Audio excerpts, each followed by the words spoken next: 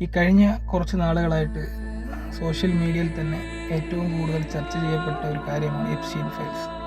ശരിക്കും ഈ ഒരു ഫയല് അവർക്ക് മറച്ചു വയ്ക്കാൻ പറ്റുന്നതായിരുന്നില്ല. കാരണം അമേരിക്കയുടെ പ്രസിഡന്റ് ഡൊണാൾഡ് ട്രംപ് താൻ ഇതിൽ ഉൾപ്പെട്ടിട്ടുണ്ടെന്ന് സ്വയം ബോധ്യമുണ്ടായിട്ടും ഇങ്ങനെയൊരു ഫയല് തൻ്റെ കൈപ്പടയിൽ ഒപ്പിട്ട് പുറത്തിറക്കണമെങ്കിൽ ഇതിന് പിന്നിൽ അവർക്ക് വേറെ എന്തോ ഒരു ലക്ഷ്യം കൂടി ഉണ്ടാവും എന്നല്ല കരുതേണ്ടത്.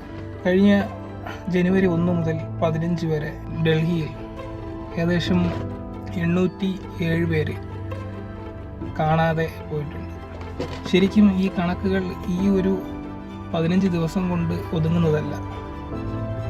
കഴിഞ്ഞ 2025 മൊത്തത്തിൽ കാണാതെ പോയിട്ടുള്ളത് ഏകദേശം 3 ലക്ഷത്തിൽ പരം ആൾക്കാരാണ്. ഈ ഒരു മിസ്സിംഗ് കേസൊക്കെ ഈ എപ്സ്റ്റീൻ ഫയൽസിൻ്റെ ഭാഗമായി വരുന്നുണ്ടോ എന്നൊരു സംശയം കൂടിയുണ്ട്. ഈ ഒരു കാര്യം നിസ്സാരവൽക്കരിച്ചുകൊണ്ടല്ലേ പുറത്ത് പബ്ലിക്കിന് അക്സസ് ചെയ്യാൻ പറ്റുന്ന രീതിക്ക് പുറത്ത് വന്നിട്ടുള്ളത്.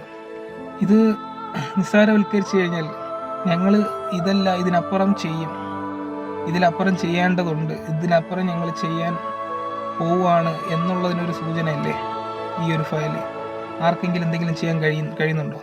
കുട്ടികളിലോട്ട് ഇതെത്തിക്കാതിരിക്കാൻ ശ്രമിക്കുക. ഇങ്ങനത്തെ ന്യൂസുകളൊക്കെ പ്രചരിപ്പിക്കാതിരിക്കുക.